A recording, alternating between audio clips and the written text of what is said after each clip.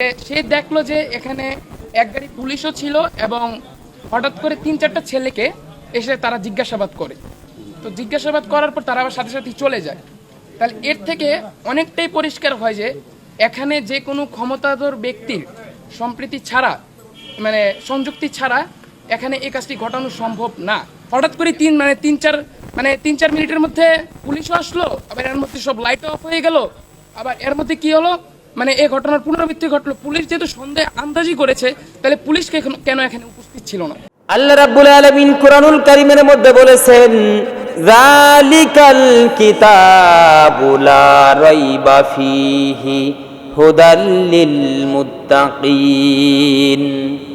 আল্লাহ বলেন, যালিকাল কিতাব, এইটা হলো সেই কিতাব, লা রাইবা, যার মধ্যে কোনো সন্দেহ নেই, কোনো সংশয় নেই, কোনো ধোঁয়াশা, কোনো কুয়াশা, কোনো গুজামিল, কোনো গরমিল, অসামঞ্জস্য জীবনের সাথে এরকম অসঙ্গতিপূর্ণ কোনো কথাই কোরআনের ভিতরে আল্লাহ সুবহানাহু ওয়া তাআলা দান করেন নাই।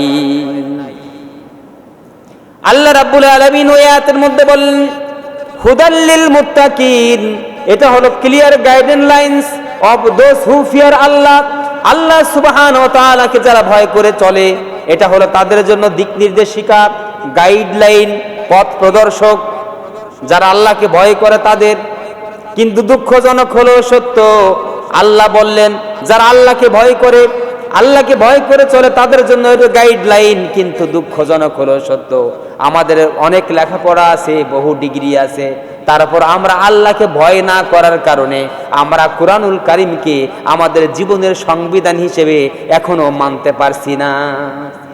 এখনো আমরা মানতে পারতেছি না যেটি আমাদের সংবিধান, এটি আমাদের কিতাব, এর মধ্যে কোনো সন্দেহ নাই, এইটা নির্ভুল। এটা আমাদের মধ্যে সংশয় তৈরি হচ্ছে, আমাদের মধ্যে কুয়াশা ধোঁয়াশা তৈরি হচ্ছে, আমরা নির্দ্বিধায় আল্লাহর কোরআনকে এভাবে মেনে নিতে পারছি না।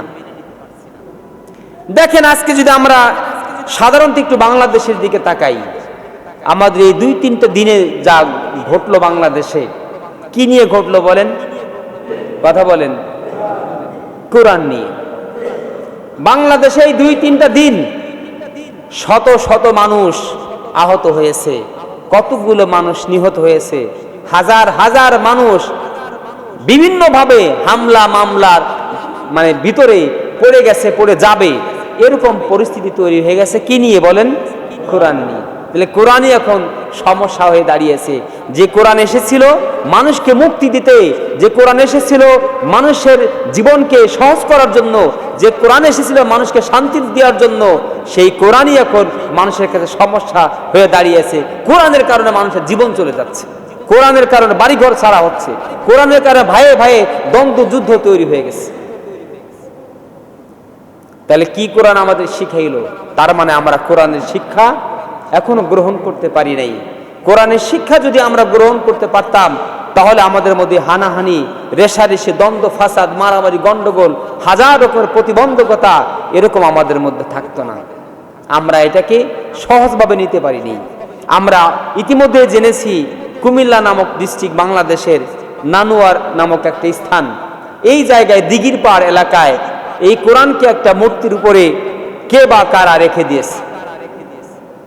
মূর্তির পায়ের উপরে এখানে কে বা কারা রেখে দিয়েছে, তাই নিয়ে দ্বন্দ্ব রেশারেশি করে মন্দির ভাঙচুর হয়েছে, বাড়িঘর ভাঙচুর হয়েছে, গুলিগুল্লা হয়েছে, মানুষ নিহত হয়েছে, আহত হয়েছে, হাজার রকমের সমস্যা তৈরি হয়ে গেছে। আমরা এই খবর তো জানি, সকলে জানি না? তাহলে দেখেন অবস্থাটা কি। যদি আমরা ধরে থাকি কে বা কারা করেছেন, আল্লাহ নোজ ওয়েল, আল্লাহই ভালো জানেন, আমরা জানি না। তবে বাংলাদেশে যতগুলো মন্দির আছে, কতগুলো বছর ধরে, বেশ কিছু বছর ধরে, অনেক সময় আছে কিছু ধান্দাবাজ, কিছু স্বার্থান্বেষী, আর কিছু অধার্মিক, এরকম কিছু মানুষ এই হিন্দুদের মূর্তি বা তাদের প্রতিমা এগুলো ভাঙচুর করে, অপদস্থ করে, লাঞ্ছিত করে, ঘোলা পানিতে মাছ শিকার করার জন্য একটা পায়তারা তারা করে, এরকম করে। একটা হাঙ্গামা তৈরি করা যায় কিভাবে? এরকম করে। এরা যারা করে তারা আগেই বলেছি অধার্মিক, বিশৃঙ্খল, উশৃঙ্খল, ধান্দাবাজ, এই টাইপের কিছু লোক। একজন ধার্মিক লোক, একজন ইমানদার লোক, ইমান যার মধ্যে আছে, সে যে ধর্মেরই হোক, সেরকম জঘন্য কাজ করতে পারে না, আর এক ধর্মের উপরে যে সে হানা দিতে পারে না, আর এক ধর্মের কোনো কিছুর উপরে সে আঘাত করতে পারে না, সেটা মুখ দিয়ে হোক হাত দিয়ে হোক কোনোভাবে আঘাত করতে পারে না, একজন ধার্মিক মানুষ পারে না।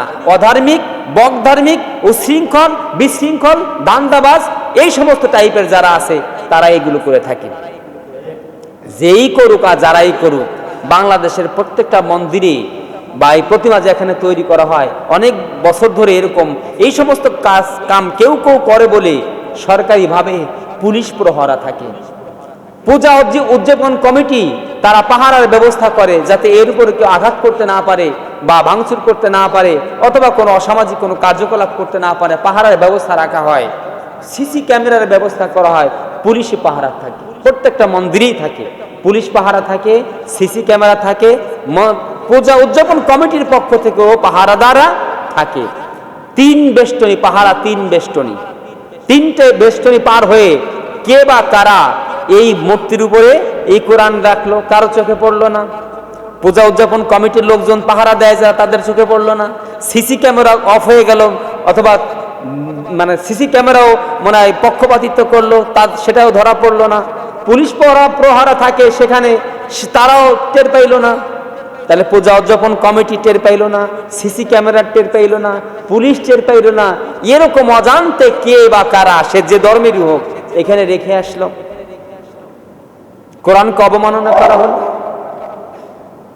কোরআনকে নিয়ে স্বার্থকে হাসিল করার জন্য কোরআনকে কেন ব্যবহার করা হলো? সে যে ধর্মের মানুষই হোক, ইসলামী হোক অনইসলামিক হোক। যদি আমরা মনে করি যে একজন মুসলমান ব্যক্তি এটা করেছে, যদিও আমরা রাজনৈতিক ব্যক্তিত্ব হিসেবে শুনেছি যে অমুকেরা করেছে, তমুকেরা করেছে, এ করছে সে করছে, এরকম বিভিন্নভাবে আমরা মিডিয়ার মধ্যে যাচ্ছে, আমরা নাম বলছি না। যদি আমরা ধরে থাকি যে একজন মুসলমানের সন্তান করেছে, ধরি যদি, তাহলে যদি ধরে থাকি একজন মুসলমানের সন্তান করেছে, তাহলে মুসলমান তুমি তোমার ধর্মকে তুমি কতটুকু সম্মান করো, তোমার ধর্মের কোরআনকে তুমি কতটুকু সম্মান করো, তোমার আল্লাহকে তুমি কতটুকু ভয় করো? তোমার আল্লাহর ভয় নাই, কোরআনকে তুমি অপদস্থ করার জন্য, অসম্মান করার জন্য অন্য ধর্মের একটা মূর্তির উপরে যে তুমি কোরআনকে রেখে আসলে, তুমি কোন ধরনের মুসলমান? তুমি নিকৃষ্ট থেকে নিকৃষ্ট ধরনের মুসলমান। যদি মুসলমান করে থাকে, যদি মুসলমান না করে তাদের কেউ করে থাকে, তাহলে তুমি কেমন তোমার ধর্মকে তুমি কে পালন করো? যে তুমি তোমার ধর্ম তোমাকে কি শিক্ষা দিল, তোমার গুরু তোমাকে কি শিক্ষা দিল, তুমি ধর্মীয় কি শিক্ষা পেলে? যারা একজন অন্য ধর্মের কোন গ্রন্থ এনে তোমার ধর্মের প্রতিমার উপরে তোমাকে রাখতে হবে, তোমার প্রতিমাকে অপবিত্র করতে হবে, অন্য ধর্মের গ্রন্থ এনে তোমার ধর্ম তোমাকে কি শিখালো? কি শিখলে তুমি? তুমিও নিকৃষ্ট থেকে নিকৃষ্টতর ব্যক্তি একজন, তুমি যে ধর্মের মানুষ হও না কেন। তাহলে তুমি হিন্দু ধর্মের মানুষ হলো, তুমি ধর্ম সম্বন্ধে তেমন কিছুই তোমার জানা নাই, অথবা ধর্ম সম্বন্ধে তোমার কোনো ভয় ভীতি তোমার ভিতরে কিছুই নাই, মুসলমান হলো নাই। তাহলে তুমি কি করেছো? তুমি চেয়েছো মুসলমানদের মধ্যে আর হিন্দুদের মধ্যে অথবা অন্য কোনো ধর্মের মধ্যে মানুষের মধ্যে কিভাবে গন্ডগোল ফাসাদ তৈরি করে ঘোলা পানিতে মাছ শিকার করা যায়, নিজেদের স্বার্থ হাসিল করা যায়, দেশকে স্থিতিশীল করা যায়, দেশের মানুষের জীবনমালকে হুমকির মুখে ফেলে দেওয়া যায়। এইটা তোমার চিন্তা চেতনা, এইটা তোমার ধ্যান ধারণা। তুমি যে ধ্যান ধারণায় থাকো না কেন, হিসাব কিন্তু একদিন আল্লাহর কাছে ঠিকই দেওয়া লাগবে। তোমার ইচ্ছাটা কি ছিল, কি তুমি করেছো? মানুষের কতগুলো জীবন তুমি নাশ করেছো, কতগুলো মানুষকে তুমি আহত করেছো, কতগুলো ঘর বাড়ি তুমি ভাঙার ব্যবস্থা করে দিয়েছো, কতগুলো মানুষকে ঘর ছাড়া তুমি করে দিয়েছো। এর হিসাব কিন্তু যে ধর্মের মানুষই তুমি হও না কেন, তোমাকে অবশ্যই এটা কিন্তু দিতেই হবে। দিতে হবে কিনা বলেন? তারপরে আমি বলি, যারা সংশ্লিষ্ট যারা ছিলেন, আমি নিজে দেখেছি, আপনারাও দেখেছেন, প্রশাসন থেকে ব্যবস্থা নেওয়া হয়েছে রোধ করার জন্য। কিন্তু ব্যবস্থা নেওয়া হয় কখন? যখন মানে সব শেষ হয়ে যায়, ব্যবস্থা হয় তখন। প্রথমেই যদি এই সংবাদ শোনার সাথে সাথে ওসিডিসি এমপি মন্ত্রী যারা ছিলেন তারা যদি বলতো যে অন্যায়কারী সে যে ধর্মেরই হোক না কেন, তদন্ত সাপেক্ষে তাকে অচিরেই দৃষ্টান্তমূলক শাস্তির ব্যবস্থা করা হবে, আপনারা শান্ত থাকেন, নীরব থাকেন, আপনাদের এগুলো করার কিছু দরকার নাই, আমরা আসি, আমরা দেখে নেব। 24 ঘন্টা না কয়েক ঘন্টার মধ্যে তাকে গ্রেফতার করে দৃষ্টান্ত শাস্তির সম্মুখীন করা হবে, আপনারা যার যার ঘরে ফিরে যান, আপনাদের রাস্তায় নামতে হবে না। এরকম যদি প্রশাসন থেকে সেখানে ব্যবস্থা নেওয়া হতো, আমার মনে হয় না যে মানুষ এই কথা শোনার পরে ওরকম ভাঙচুর করতো, এভাবে রাস্তায় নেমে আসতো। একজন ব্যক্তিকে কেন্দ্র করে কোনো ঘটনা সংঘটিত হলে সংসদ ভবন থেকে ব্রিফিং হয়, কথা হয়। আর এত বড় একটা ঘটনা, হাজার হাজার লক্ষ লক্ষ মানুষ সংশ্লিষ্ট যার সাথে, সেই বিষয়ে না সংসদ না কোনো ভবন থেকে এরকম কোনো দিক নির্দেশনা পেয়েছি বলে আমাদের দৃষ্টিগোচর হয়নি। এটা আমাদের জন্য অত্যন্ত লজ্জাজনক, দুঃখজনক, অপমানজনক। সংশ্লিষ্ট যারা আছেন অবশ্যই তাদেরকে খুব দ্রুত এর ব্যবস্থা নিতে হবে। আর আমরা যারা আছি মুসলমান হিসেবে, আমরা চাইবো এই কোরআনকে যারা অবমাননা করেছে, মূর্তির পায়ের উপরে যারা কোরআনকে রেখেছে, তাদেরকে দ্রুত গ্রেফতার করে সে যেই হোক, যে ধর্মেরই হোক, যে দলেরই হোক, যেই হোক না কেন, তাকে দৃষ্টান্তমূলক শাস্তির ব্যবস্থা খুব দ্রুত করতে হবে। আমরা এই ঘটনার তীব্র নিন্দা জানাই, তীব্র নিন্দা জ্ঞাপন করছি। আর এরকম যদি কোনো ঘটনা না ঘটে, সংশ্লিষ্ট সকলকেই অবশ্যই সচেতন থাকতে হবে। তা না হলে আমরা কিন্তু বাংলাদেশে যে শান্তিপ্রিয় মানুষগুলো বসবাস করি, এই বাংলাদেশ একটা অস্থিতিশীল রাষ্ট্র হিসেবে, দেশ হিসেবে পৃথিবীর মধ্যে গণ্য হবে। আমাদের বাংলাদেশে ঘটনা ঘটেছে, কোরআনকে অবমাননা করা হয়েছে। কোরআন কি বাংলাদেশের কোনো রাষ্ট্রীয় ধর্মগ্রন্থ নাকি? কি বলেন? বাংলাদেশের রাষ্ট্রীয় কোনো ধর্মগ্রন্থ কোরআন? কোরআন সারা বিশ্বব্যাপী 200 কোটি মুসলমানের ধর্মগ্রন্থ কোরআন। এই কোরআনকে যদি অবমাননা করা হয়, শুধু বাংলাদেশের মানুষ না, পৃথিবীর 200 কোটি মানুষ কিন্তু ওর প্রতিবাদ জানাবে। কোন দেশে ঘটেছে ওই দেশকে তারা দেখে নেবে, কোন দেশের প্রশাসন কি করেছে তারাও কিন্তু এর জন্য ভূমিকা নেবে। যদি এর জন্য অন্য দেশ ভূমিকা নেয়, তাহলে বাংলাদেশের যে অবস্থা, সিচুয়েশন, কন্ডিশন, তাতে বাংলাদেশ আরো নিম্ন দিকে যাবে, উপরের দিকে যাওয়ার কোনো সুযোগ থাকবে না।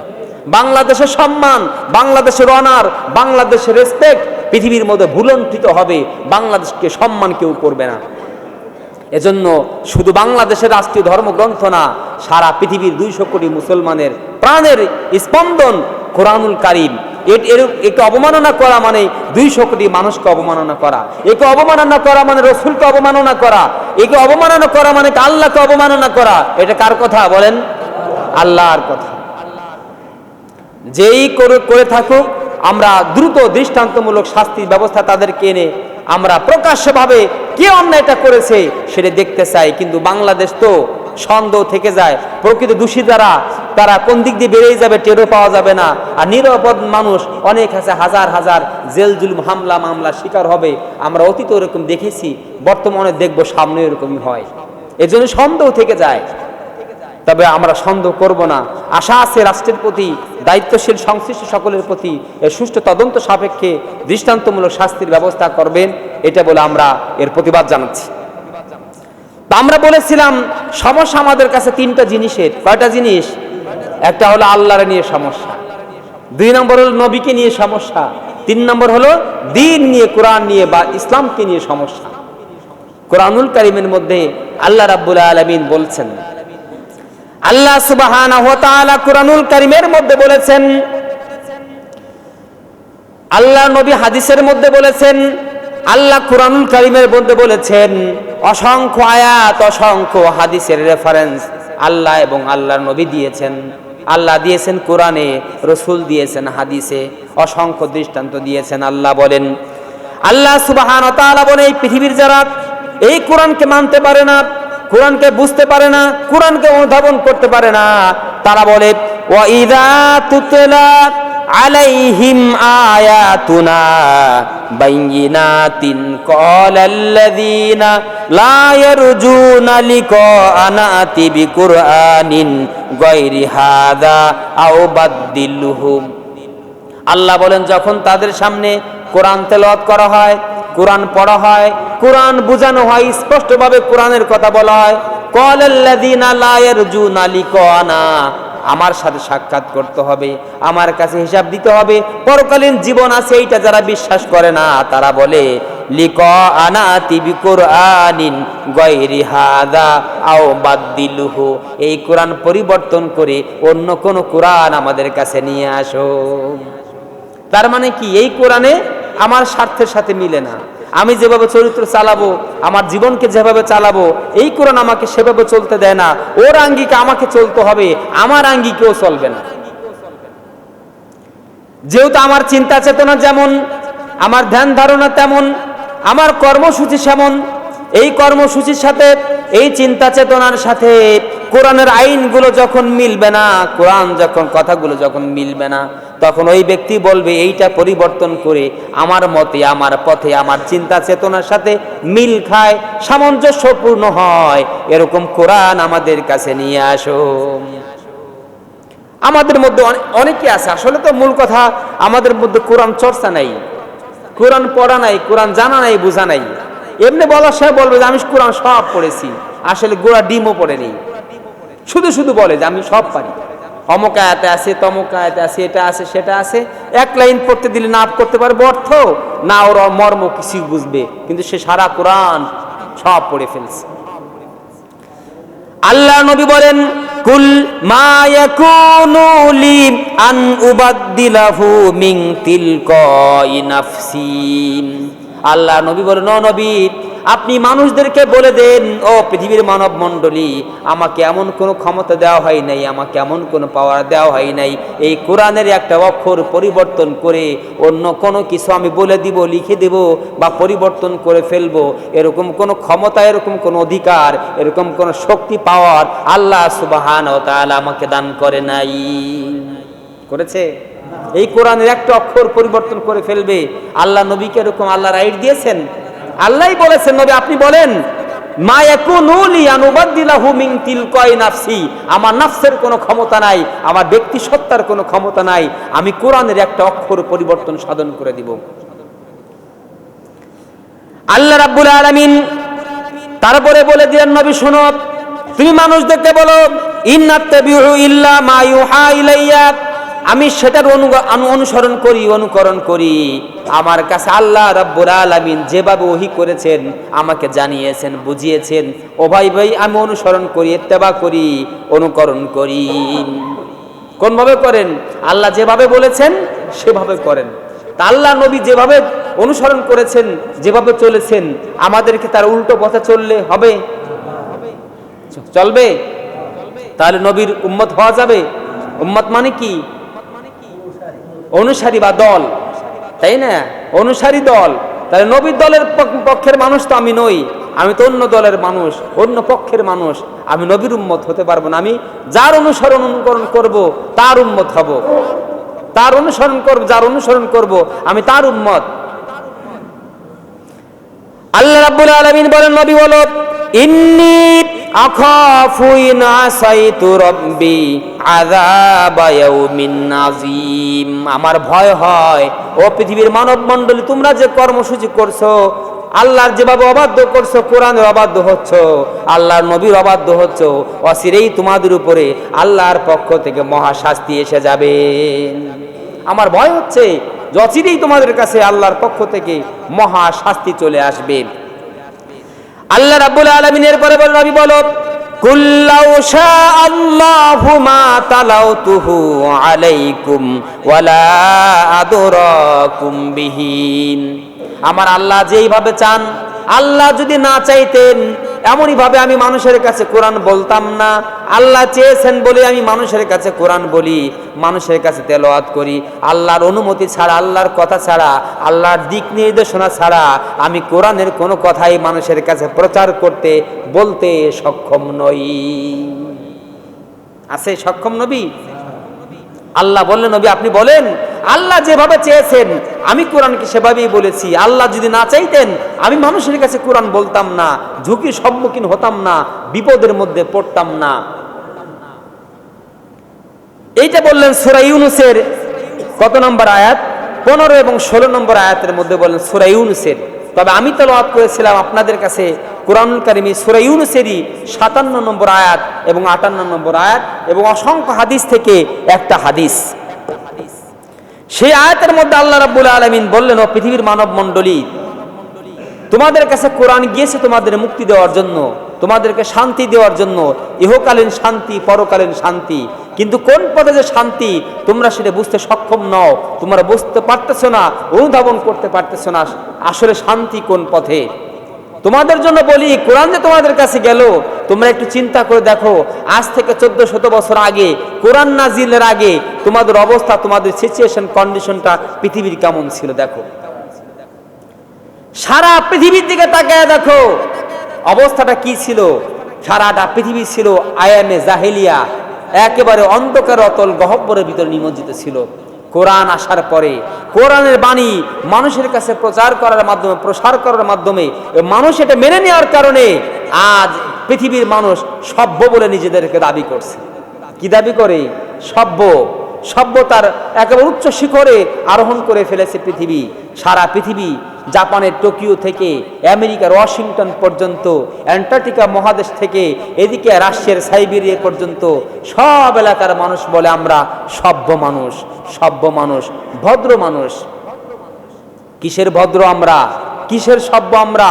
যে কোরআন আমাদেরকে সভ্য বানালো, যে কোরআন আমাদেরকে আলোকের পথে নিয়ে আসলো, যে কোরআন আমাদেরকে মানুষের মতো মানুষ করে তুললো, যে কোরআন আমাদেরকে মানুষের পর্যায়ে নিয়ে আসলো, সেই কোরআনকে আমরা অবমাননা করি, সেই কোরআনকে আমরা পুড়াই, সেই কোরআনকে লাথি মারা হয়, সেই কোরআনকে মূর্তির উপরে রাখা হয়, সেই কোরআনের কোনো কদর নাই, সম্মান নাই, মর্যাদা নাই, কিছুই নাই।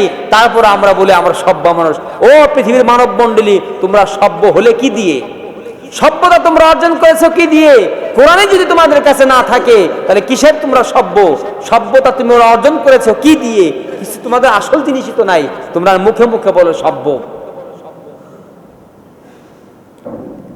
আল্লাহ রাব্বুল আলামিন পৃথিবীর মানব মণ্ডলীকে ডেকে বলছেন, ইয়া আইয়ুহান নাসু কদ জাআতুকুম মাউইযাতুম মির রাব্বিকুম ওয়া শিফাউল লিমা ফিস সুদূর ওয়া হুদাও ওয়া রাহমাতুল লিল মুমিনিন। আল্লাহ রাব্বুল আলামিন না, আরব জাতিদেরকে না, সৌদি আরবের মানুষ না, ইয়েমেনের মানুষ, সিরিয়ার মানুষ, শুধু এইগুলোই মানুষ না, সমগ্র পৃথিবীর জন্য আমি তোমাকে পাঠিয়েছি। সমগ্র পৃথিবীর মানুষকে তুমি বলে দাও। নবী কি কোন আঞ্চলিক নবী, কোন দেশের নবী? কি বলেন আপনারা? নবী কি শুধু আরবের, সৌদি আরবের, মক্কার, মদিনার, আর আমাদের না এরকম নাকি? আল্লাহ রাব্বুল আলামিন বলেন, قل يا أيها الناس إني رسول الله إليكم جميعا الذي له ملك السماوات والأرض لا إله إلا هو يحيي ويميت। আল্লাহ রাব্বুল আলামিন নবী শুনো, সমগ্র পৃথিবীর প্রত্যেকটা মানুষকে বলে দাও, ও পৃথিবীর মানব মণ্ডলী, আমি কিন্তু কোনো দেশের নবী না, আমি কোনো আঞ্চলিক নবী না, আমি একমাত্র শুধু আরবি ভাষার নবী না। পৃথিবীতে যত মানুষ আছে, যত প্রাণীকুল আছে, যত জীব জানোয়ার আছে, যা কিছু আছে, নদী, সাগর, পাহাড়, যা কিছু আছে, সব কিছুর একমাত্র নবী হলাম আমি। ইন্নী রাসূলুল্লাহি ইলাইকুম জামিআ, তোমাদের সকলের জন্য আমি নবী। আমাকে নবী করে পাঠিয়েছেন কে? আল্লাযী লাহু মুলকুস সামাওয়াতি ওয়াল আরদ, আসমান এবং জমিনের একচ্ছত্র মালিক যিনি, তিনি আমাকে নবী করে পাঠিয়ে দিয়েছেন। আল্লাহর কাজ কি? আল্লাহ রাব্বুল আলামিন কোরআনুল কারীমের মধ্যে আয়াতে বলেন, লা ইলাহা ইল্লা হুয়া, আল্লাহর কাজ হলো শুধুমাত্র আইন প্রণয়ন করা। লা ইলাহা, কোনো আইন প্রণেতা নাই, কেউ কোনো আইন তৈরি করতে পারবে না। পৃথিবীতে কেউ, সৃষ্টি জগতের মধ্যে কেউ কোনো আইন তৈরি করতে পারবে না। একমাত্র আইন দাতা হলেন তিনি আল্লাহ। লা ইলাহা ইল্লাল্লাহ, আল্লাহ ছাড়া কোনো আইন দাতা নাই, এই কথা বিশ্বের প্রত্যেকটা মানুষকে জানিয়ে দাও। আল্লাহ রাব্বুল আলামিনের এই কথা যেন মানুষ একটু কানে নেয়, একটু যেন হৃদয়ঙ্গম করে, অনুধাবন করে। মানুষের যেন ক্ষমতা নাই, এইটা যেন সে বুঝতে পারে। এই জন্য আল্লাহ রাব্বুল আলামিন বলেন, হুয়া ইউহয়ী ওয়া ইউমীত, তিনি তোমাদেরকে জীবন দান করেছেন, একদিন তোমার হায়াত শেষ অবশ্যই তিনি তোমাদেরকে মৃত্যু দান করবেন। তার জীবন দান করেছেন কে? মৃত্যু দান করবেন কে? আল্লাহ রাব্বুল আলামিন বলেন, আল্লাযী খলাকাল মাউতা ওয়াল হায়াতা লিয়াবলুয়াকুম আইয়ুকুম আহসানু আমালা। আল্লাহ বলেন, তিনি তোমাদের মৃত্যু তৈরি করেছেন, জীবন তৈরি করেছেন, অন্য কোনো উদ্দেশ্য তৈরি করেন নাই। একটা মাত্র লক্ষ্যকে সামনে রেখে তোমাদেরকে তৈরি করেছেন, সেটা হলো তোমাদের মধ্যে কে কোরআনের আইন অনুযায়ী আমার কথা মতো নেক আমল করো, ভালো আমল করো। সেইটা দেখার জন্য আমি আল্লাহ তোমাদের জীবন তৈরি করেছি, তোমাদের মৃত্যু তৈরি করেছি। কে বলছেন? আল্লাহ বলেছেন যে তোমাদের মধ্যে কে ভালো পথে চলে, কার কথা ভালো, কার চলন ভালো, কার কথাবার্তা ভালো, আচরণ ভালো, কার কর্মকাণ্ড ভালো, কার লেনদেন ভালো, সব কিছু ভালোর মধ্যে সবচাইতে ভালো যে জিনিসগুলো আছে, এইটা যা এই পথে চলবে যারা, এইটা পরীক্ষা নিরীক্ষা করার জন্য আমি আল্লাহ সুবহানাহু ওয়া তাআলা তোমাদেরকে পৃথিবীর ভিতরে পাঠিয়েছি। আল্লাহ সুবহানাহু ওয়া তাআলা বলেন, আল্লাহু আখরাজাকুম মিন বুতুনি উম্মাহাতিকুম লা তা'লামুনা শাইআ ওয়া জাআলা লাকুমুস সামআ ওয়াল আবসারা ওয়াল আফমিদা লাআল্লাকুম তাশকুরুন। আল্লাহু আকবার। আল্লাহ রাব্বুল আলামিন বলেন, পৃথিবীর মানব মণ্ডলী, মায়ের পেট থেকে যখন তোমাকে আমি বের করে এনেছি, মায়ের গর্ভের থেকে যখন তোমাকে দুনিয়ার মধ্যে এনেছি, তোমার কোনো শক্তি ছিল না, তোমার কোনো জ্ঞান ছিল না, বুদ্ধি ছিল না, কোনো নলেজ ছিল না, কোনো পাওয়ার ছিল না, কোনো ক্ষমতা ছিল না, কোনো চেয়ার ছিল না, কোনো কিছুই ছিল না। একবার ক্যা ক্যা করে কান্নাকাটি করতে। আল্লাহ বলেন, ওয়াজআলা লাকুমুস সামআ ওয়াল আবসারা ওয়াল আফিদা, আমি আল্লাহ তোমাকে শ্রবণ শক্তি দিয়েছি, দৃষ্টি শক্তি দিয়েছি, অনুধাবন করার শক্তি দান করেছি, এতগুলো শক্তি দিয়েছি শুধুমাত্র একটা কারণ হলো লাআল্লাকুম তাশকুরুন, যেন তোমরা আল্লাহর কৃতজ্ঞতা প্রকাশ করতে পারো, আল্লাহর শুকরিয়া জ্ঞাপন করতে পারো, আল্লাহর প্রশংসা করতে পারো। সেই জন্য আমি আল্লাহ তোমাদেরকে এত কিছু দান করে দিয়েছি। আল্লাহ রাব্বুল আলামিন কুরআনুল কারীমের ভিতরে এভাবে একটার পর একটা আয়াত দিয়ে আমাদেরকে অনেক কিছু বুঝিয়েছেন। আমি প্রায় 15 থেকে 20টা আয়াত নোট করে এনেছিলাম যে এর আলোকেই কথা বলবো, তার আলোকেই কিছু বলছি। হয়তো 2-3টা পয়েন্ট বলা হলো আর 7-8টা পয়েন্ট সামনে রয়ে গেছে। আসলে time is short but art is long. সময় আমাদের সংক্ষিপ্ত, কাজ আমাদের অনন্ত, অনেক কাজ, কিন্তু সময় কিন্তু তত আমাদের হাতে নাই। আমরা আধা ঘন্টা আগে এই মসজিদে ঢুকেছি, তার মানে হলো আমাদের হায়াত থেকে এই আধা ঘন্টায় কিন্তু মাইনাস হয়ে গেছে। নাকি বলেন? বাড়ছে নাকি মাইনাস হয়েছে? আজকে দিনটা চলে গেলে আজকে দিনটাই হায়াত থেকে ওরকম মাইনাস হয়ে যাবে। এভাবেই আমাদের হায়াত, হাউ টাইম ডাজ ফ্লাই, কিভাবে আমাদের সময় চলে যাচ্ছে আমরা বোঝার চেষ্টা করতেছি না, অনুধাবন করার চেষ্টা করছি না। যাই হোক, যে কথা বলছিলাম, আল্লাহ রাব্বুল আলামিন এবার বলেন, পৃথিবীর মানব মণ্ডলী, এই কুরআনুল কারীম তোমাদেরকে দিয়েছি তোমাদেরকে পরিশুদ্ধ করার জন্য, পবিত্র করার জন্য, ভালো পথে ন্যায় পথে চলার জন্য। আল্লাহ সুবহানাহু ওয়া তাআলা কুরআনুল কারীমের মধ্যে বলেন, ইন্না হাযাল কুরআনা ইয়াহদি লিল্লাতী হিয়া আকওয়াম। দুনিয়ার ভিতরে অসংখ্য বাঁকা পথ আছে, শয়তানের পথ আছে, চিন্তা চেতনার দিকে খারাপ কিছু আছে। আল্লাহ বলেন, ওই অত পথের ভিতরে, শত শত খারাপ পথের ভিতরে সঠিক পথ, আল্লাহর পথ, জান্নাতের পথ কোনটা, এই কোরআন তোমাকে সেটাই দেখাইয়া দিবে। কোরআন দেখাইয়া দিবে তোমাকে সেইটা, যে তোমার সঠিক পথ কোনটা। আর এই কোরআনিক নলেজ যদি আপনার আমার না থাকে, তাহলে সঠিক পথ কোনটা আল্লাহ ওটা বলে দিবেন না। আল্লাহ অন্য আয়াতের মধ্যে বলছেন। কোন জায়গায় বলছেন? অন্য আয়াতের মধ্যে আল্লাহ সুবহানাহু ওয়া তাআলা বলেন, ইয়া আইয়ুহাল্লাযীনা আমানু ইন তাত্তাকুল্লাহা ইয়াজআল লাকুম ফুরকানা ওয়া ইউকাফির আনকুম সাইয়্যাতিকুম ওয়া ইয়াগফির লাকুম। আল্লাহ সুবহানাহু ওয়া তাআলা সূরা আনফালের 29 নম্বর আয়াতের মধ্যে বলেন, ও পৃথিবীর ঈমানদারেরা, যদি তোমরা আল্লাহকে ভয় করে চলার চেষ্টা করো, আল্লাহকে ভয় করে চলো, ইন তাত্তাকুল্লাহ ইয়াজআল লাকুম ফুরকানা, আল্লাহ রাব্বুল আলামিন তোমাদের ভিতরে এমন শক্তি প্রদান করবে, সেই শক্তির মাধ্যমে তোমরা সত্যকে জানতে পারবে, চিনতে পারবে, সত্যর পথে তোমরা চলতে পারবে। আর আল্লাহকে যদি ভয় না করো, আল্লাহ অন্য আয়াতের মধ্যে বলছেন, ইন্নাল্লাযীনা আমানু ওয়া আমিলুস সালিহাতি ইয়াহদিহিম রাব্বুহুম বিঈমানিহিম, যারা আল্লাহর প্রতি বিশ্বাস রাখে, আল্লাহর প্রতি বিশ্বাস রেখে আল্লাহর কোরআন অনুযায়ী যারা জীবনকে পরিচালনা করার চেষ্টা করে, আল্লাহ রাব্বুল আলামিন বলেন ইয়াহদিহিম রাব্বুহুম বিঈমান, আল্লাহ তাদেরকে ঈমানের পথে পথ দেখাইয়া দেন। কে বলছেন? আল্লাহ ঈমানের পথ দেখিয়ে দেন। আল্লাহ রাব্বুল আলামিন এইটা বলেছেন সূরা ইউনূসের 7 নম্বর 8 নম্বর আয়াতের মধ্যে।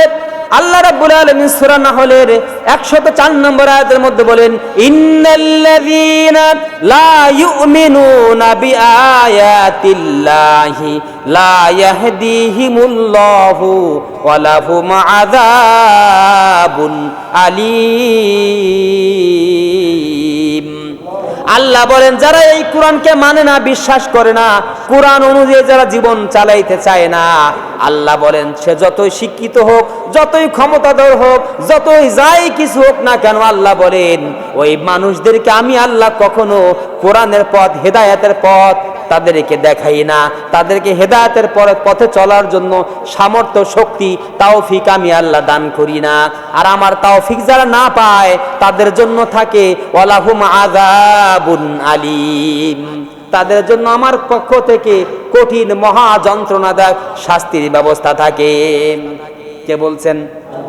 আল্লাহ বলছেন যে পাওয়ার থাকতে পারে, ক্ষমতা থাকতে পারে, অনেক শিক্ষায় শিক্ষিত থাকতে পারে, কিন্তু কোরআনিক নলেজ না থাকার কারণে, কোরআনকে না মেনে চলার কারণে সে সব পথ পাবে, এই জন্য কোরআনের পথ, হেদায়েতের পথ পাবে না। এই জন্য আমরা দেখতে পাই অহরহ আমাদের মধ্যে অনেক শিক্ষিত মানুষ, জাননেওয়ালা, বুঝনেওয়ালা, ক্ষমতাওয়ালা, পাওয়ারওয়ালা অনেক মানুষ আছে, অবান্তর কথা বলে। কালকে একটা খবরে দেখলাম একজন বলতেছে ইসলাম রাষ্ট্র ধর্ম, এইটা আমি বিশ্বাস করি না। কি বলতেছে? ইসলাম মুসলমান, অমুসলিম বলছে তা না, মুসলমান বলতেছে ইসলাম রাষ্ট্রীয় ধর্ম, এইটা আমি মানি না। ইনশাআল্লাহ, ইনশাআল্লাহ রাষ্ট্র ধর্ম ইসলামকে সংবিধান থেকে মুছে দেওয়া হবে, ইনশাআল্লাহ। কত বড় বিয়াক্কেল টাইপের মানুষ, শয়তানি কাজ করবে, বদমাইশি কাজ করবে, তারপরে বলে ইনশাআল্লাহ আমি চুরি করব। বুঝেছেন কথা আমার? যে ইনশাআল্লাহ সংবিধান থেকে ডেকে মুছে দেওয়া হবে। কত বড় বেকুব বিয়াক্কেল হলে এই ধরনের অবান্তর কথা মানুষ বলতে পারে? আল্লাহ রাব্বুল আলামিন বলেন, এই পৃথিবীতে ইসলামের সাথে শত্রুতা, ইসলামকে মুছে দেওয়ার প্রপাগান্ডা হাজারো রকমের হয়েছে। আল্লাহ বলেন, ইরিদুনা লিউতফিউ নূরাল্লাহি বিআফওয়াহিহিম আল্লাহু মুতিম্মু নূরিহি ওয়ালাউ কারিহাল কাফিরুন। আল্লাহ বলেন তারা চাইবে মুখের ফুৎকার দিয়ে ইসলামের আলো, কোরআনের আলো, আল্লাহর দ্বীনকে দুনিয়ার ভিতর থেকে নিশ্চিহ্ন করে দেওয়ার জন্য তারা চেষ্টা করবে। আল্লাহ বলেন তারা যতই এরকম চেষ্টা করুক না কেন, আল্লাহু মুতিম্মু নূরিহি, আল্লাহ তার এই নূরকে, এই কোরআনকে এই দুনিয়ার ভিতরে সবার উপরে প্রতিষ্ঠিত করে ছাড়বেন। যদিও কাফেরদের অসহ্য লাগে, তারা অপছন্দ করে, তারা কশ্চিনকালেও ঠেকাইতে পারবে না। বরং আল্লাহ রাব্বুল আলামিন কোরআনুল কারীমের মধ্যে অন্য আয়াতে বলছেন, ইন্না শানিয়াকা হুয়াল আবতার, ও নবী তোমার সাথে যারা শত্রুতা করে, এই কোরআনের সাথে যারা শত্রুতা করে, বিয়াদবি করে, কোরআনকে অসম্মান করে, কোরআন দুনিয়া থেকে কোনোদিন মুছে যাবে না, বরং তাদের নাম নিশানা, তাদের সব কিছু দুনিয়া থেকে নিশ্চিহ্ন হয়ে যাবে। আল্লাহ আরো কোরআনের অনেক আয়াত দিয়ে বাবা আমাদের বোঝানোর চেষ্টা করছে। আমরা এই জন্য এই সমস্ত বিষয়ে আমাদের অবশ্যই থাকতে হবে, জ্ঞান থাকতে হবে। এই জন্য আল্লাহ নবী বলছেন, কোন কোশ্চিন কালো ইমানদার বলে ইমানের স্বাদ সে পাবে না। যা কত আমাল ইমান, ইমানের স্বাদ সেই ব্যক্তি পাবে মার রদিয়া বিল্লাহি রব্বা, প্রতিপালক হিসেবে, আইনদাতা হিসেবে, রিজিকদাতা হিসেবে, সব কিছুর কর্ণওয়ালা একমাত্র আল্লাহকে মানতে পারবে যে সেই ইমানের স্বাদ পাবে। কিন্তু আমরা আল্লাহকে রিজিকদাতা মানি না, আল্লাহ আমার কিছু করেন সেইটা মানি না, আমরা মানুষের পিছনে পিছনে ছুটি। আর আমরা যারা আছি মুসলমানেরা তো এখন এই যে আমাদের অন্য ধর্মের মানুষেরা যে পূজাগুলো করতেছে, এই পূজায় তারা যতগুলো না শরীক হয় আমাদের মানুষ থাকে তার চাইতে বেশি। কি বলেন, বেশি না? আল্লাহ বলেন আফাতুমিনুনা বিবাদিল কিতাবি ওয়া তাকফুরুনা বিবাদ ফামা জাযাউ মান ইয়াফআলু যালিকা মিনকুম ইল্লা খিজুন ফিল হায়াতিদ দুনিয়া। সূরা বাকারা 85 নম্বর আয়াত।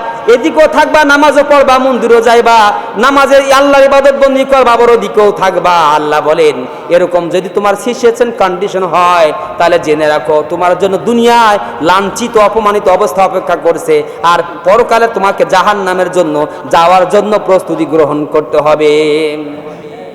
আমরা যেন একটু সচেতন হই। আপনারা বললেন না যে, আবার ভুল বুঝেন না যে হুজুর মনে আমাকে অন্য ধর্মের মানুষকে খারাপ ভাবলো, তা না। তাদের ধর্মের কাজ তারা করবে, কোনো বাধা প্রতিবন্ধক হবে না, খারাপ জানান যাবে না, মূর্তি পূজা ভাঙ্গা যাবে না, গালিগালাজ করা যাবে না, তাদেরকে তারা ধর্ম পালন করবে, তাদের সাথে অসৎ আচরণ করা যাবে না। তার ধর্ম সে পালন করবে নির্বিঘ্নে, আমি আমার ধর্ম পালন করব নির্বিঘ্নে। ঠিক আছে তো কথা? এইটাই হবে ইসলামিক নীতি। কোরআনেই তো আমাদের এই শিক্ষা দিয়েছেন ইসলাম, আমাদের এভাবেই চলতে হবে। কিন্তু আমি এটাও থাকবো ওদিকেও থাকবো, মুজাবজাবিনা বাইনা জালিকা, কোরআনে বলছে তুমি এদিকেও থাকবা ওদিকেও থাকবা। এইটা হলো নেফাকি কর্মকাণ্ড। কি কর্মকাণ্ড? নেফাক। আর নেফাকের নেফাক অনেকে বুঝবে না, কিন্তু মুনাফিক করলে বুঝবে। আল্লাহ আমাদেরকে হেফাজত করুন। আল্লাহ রাব্বুল আলামিন আমাদেরকে সঠিক বুঝ, সঠিক সমঝ দান করে আমাদেরকে সঠিক পথে পরিচালিত হয়ে জীবনযাপন করার তৌফিক দান করুন। আমিন।